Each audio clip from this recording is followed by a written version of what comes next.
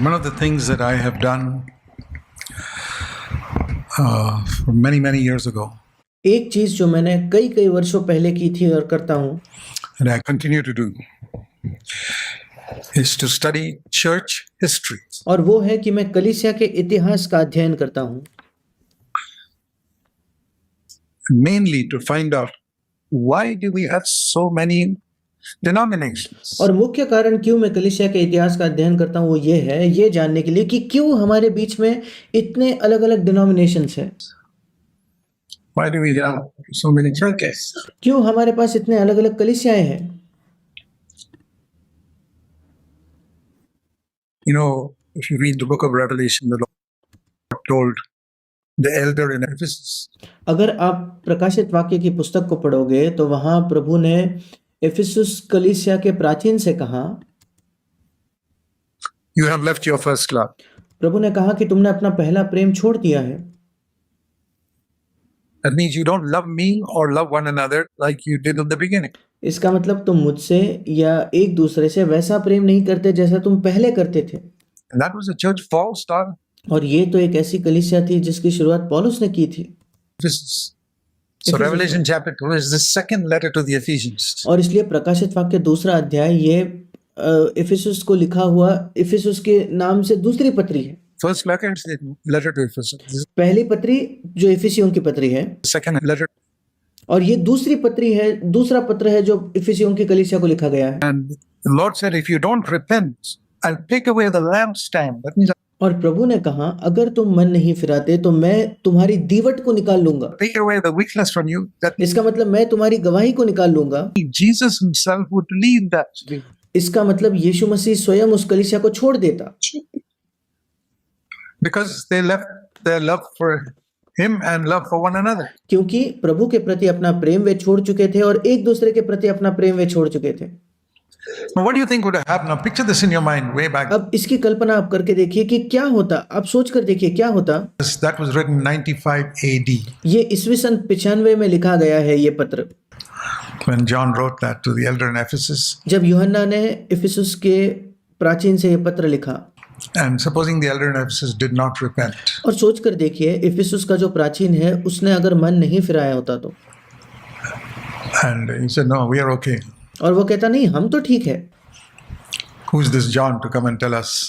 ये यूहन्ना कौन है जो आकर हमें बता रहा है। There were people like that, you know, they wouldn't even respect the apostles. क्या आप जानते हो ऐसे लोग थे जो उन प्रेरितों का भी आदर नहीं करते थे। There was another guy called Diotrephes, you read in third letter of John, who said, who's this John? We are okay. और एक और व्यक्ति था दियोत्रिफुस नाम का जो आप तीसरे यूहन्ना में इसके विषय में पढ़ते हो कि वो तो ये भी कहता था कि ये यूहन्ना कौन है। And the Lord said, John says, I'll go there and teach him a lesson. Wait till और I यूहन्ना कहता है कि मैं वहां जाकर उसे एक पाठ पढ़ाऊंगा, go there. इंतजार करो मेरा वहां आने का। So despising the apostles was there even in the first century. Even the very apostles who had walked with Jesus, they would despise. और पहले शताब्दी में भी जो प्रेरित होते थे उनको लोग तुच्छ जानते थे, यहाँ तक कि उन प्रेरितों को भी जो यीशु मसीह के साथ चल चुके थे। But God spares nobody. पर परमेश्वर किसी को नहीं छोड़ता। If you despise his servants, God deals with you. अगर उसके सेवकों को आप तुच्छ जानोगे तो परमेश्वर आपसे सही बर्ताव करेगा। So what happened?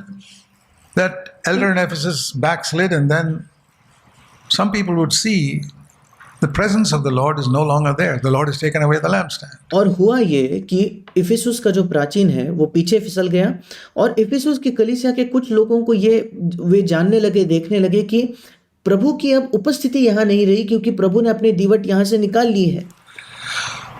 Those are the ones who at the end of that letter it says, he who overcomes, few people overcome. और यही वो लोग हैं जिनका जिक्र यीशु मसीह अंत में करते हुए कहता है कि जो जय पाएगा, कुछ ही लोग थे जो जय पाते थे। So supposing there were in that church of 500 people in Ephesus, 10 people who overcame. और सोच कर देखिए उस इफिसुस की कलीसिया में अगर 500 लोग होंगे और उसमें 10 लोग होंगे जिन्होंने जय पाया होगा। Today we sense that the Lord's not here anymore. और वे कहते हैं कि नहीं, हमें ऐसा लगता है कि प्रभु अब यहाँ नहीं है। Like in the days when Paul was here, जैसे उन दिनों जब पौलुस यहाँ होता था, and Paul warned the elders that time will come and wolves will come in. in Acts 20.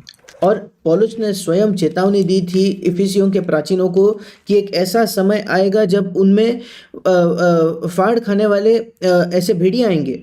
So these 10 people get together and say, we can't stay here anymore. The Lord's not here.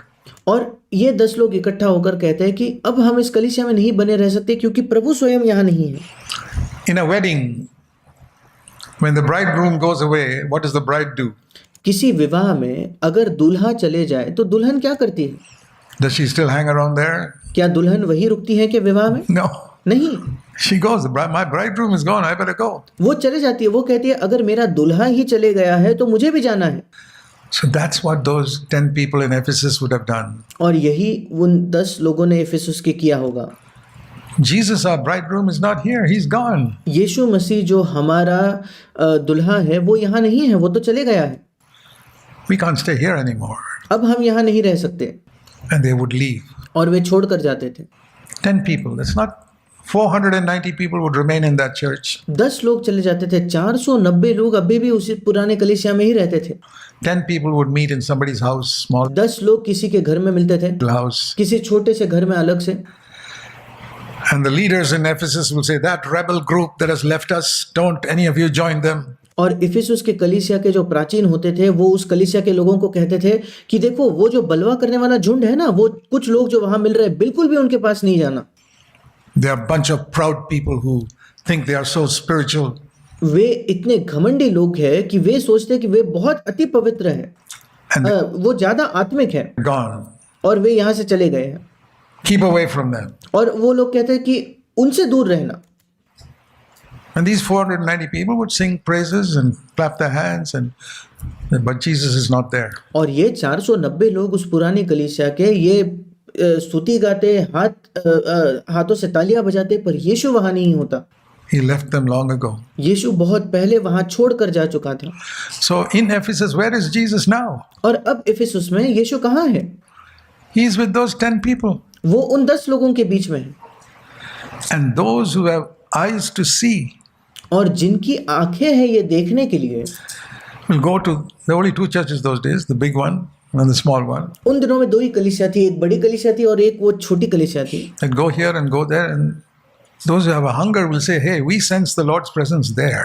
और फिर कोई इस कलीसिया में भी जाता, उस कलीसिया में भी जाता, और जिसके अंदर एक भूख होती वो कहता कि अरे मुझे तो ये महसूस हो रहा है कि प्रभु की उपस्थिति इस छोटी कलीसिया में है।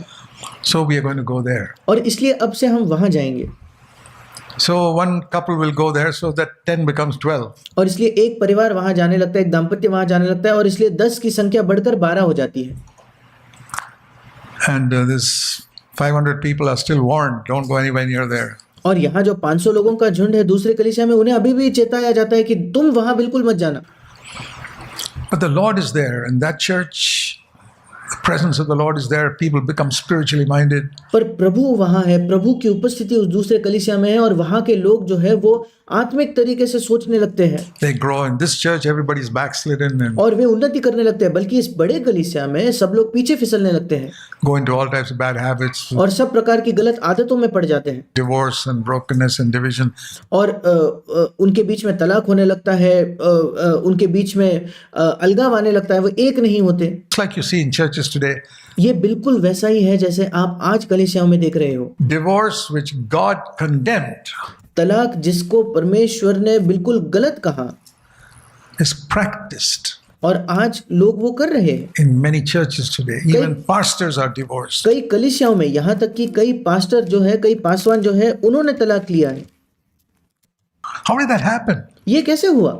Even though Jesus spoke so clearly about it in Matthew chapter 5, because यहाँ तक कि यीशु मसीह ने बिल्कुल साफ साफ तौर पर मत्ती 5 में इसके खिलाफ बात की थी, क्योंकि church lowers the standards. Oh, what can we? We must forgive them. We must be good to them. क्योंकि कलीसिया अपने स्तर को, अपने मापदंड को नीचे कर देता है, कम कर देता है। वो कहता है कि अरे हम क्या करें, हमें उन्हें क्षमा करना होगा, हमें उनके प्रति भलाई करनी होगी। So that's what's happened through the years. और अनेक वर्षों में यही हुआ है। Now that church gradually, little by little, it grows. और वो जो छोटी कलीसिया है वो धीरे धीरे बढ़ते जाती है। Give it 30-40 years. और उसे 30-40 वर्ष दे दीजिए, The new church has also become about 500 people. फिर अभी जो नई कलीसिया है उसकी भी संख्या बढ़कर 500 लोग हो चुकी है।